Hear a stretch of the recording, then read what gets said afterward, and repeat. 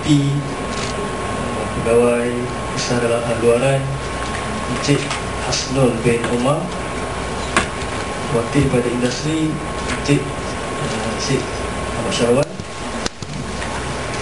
Barisan Pensyarah dan seterusnya kepada rakan-rakan yang dikasihi sekalian. Okay, pada hari ini kami akan membentangkan projek mengenai cadangan mengenai taraf Pusat Internet Desa ataupun PID di Bukit Goh. Kami terdiri daripada tiga orang. Saya sendiri, Ahmad Faizal bin Ramli.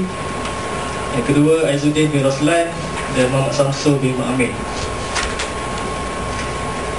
Ini adalah alamat PID Bukit Goh yang terletak di bersebelahan dengan pejabat pos Bukit Goh.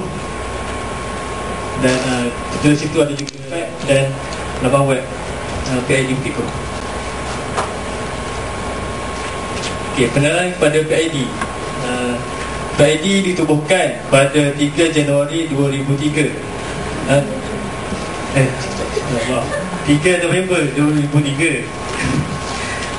Di bawah projek Kementerian Tenaga Air dan Komunikasi.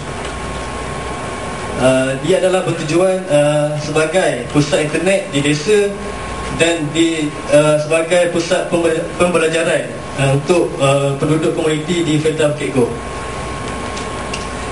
Terdapat 2 orang staf di situ untuk menguruskan PID Bukit Goh, di mana dia adalah jurusan daripada teknologi juga maklumat komputer.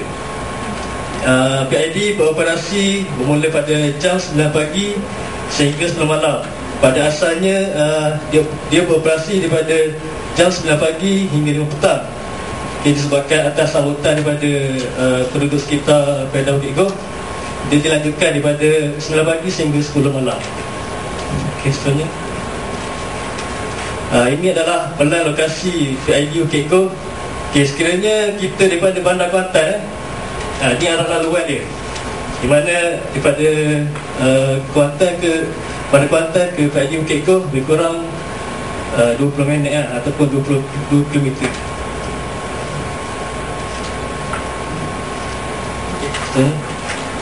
Objektif projek ia adalah untuk merapatkan jurang digital. Yang kedua ialah untuk meningkatkan kesedaran ICT bagi di bawah keseliaan Kementerian Tenaga Air dan Komunikasi. Selain itu juga ia untuk mempertingkatkan keupayaan penduduk, di mana ia sejajar dengan saranan kerajaan untuk mendidik serta memberi pendedahan tentang ilmu IT ini. Seterusnya, ini adalah peratusan hasil daripada borang kaji selidik yang dibuat di PID Bukit Goh, yang mana telah diberikan kepada borang kaji selidik telah diberikan sebanyak 20 borang, yang mana 1% bersetuju untuk projek PID ini dinaik taraf.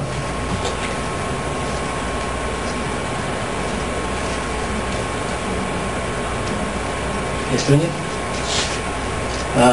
disebabkan itu kami membuat skop projek ini, di mana kita mengkaji skop untuk menjalankan projek tersebut, di mana dia memerlukan keperluan spesifikasi perkakasan komputer dan rangkaian. Yang kedua ialah keperluan spesifikasi perisian komputer dan rangkaian serta kos melibatkan kedua-dua keperluan tersebut, di mana ia adalah daripada bajet PID sendiri yang diperuntukkan.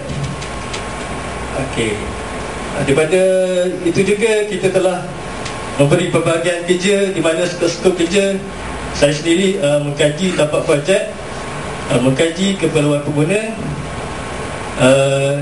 dan Aizuddin melakukan kerja-kerja berkaitan rangkaian serta mereka bentuk susunan dalaman. Kedua-dua saya dan Aizuddin telah membuat layout dalaman pelan untuk PID sedia ada dan dinaik taraf, dan Samsul mengkaji segala perkakasan perisian yang digunakan serta membuat pengurusan kewangan. Okey, untuk solat seterusnya saya serahkan kepada Razali.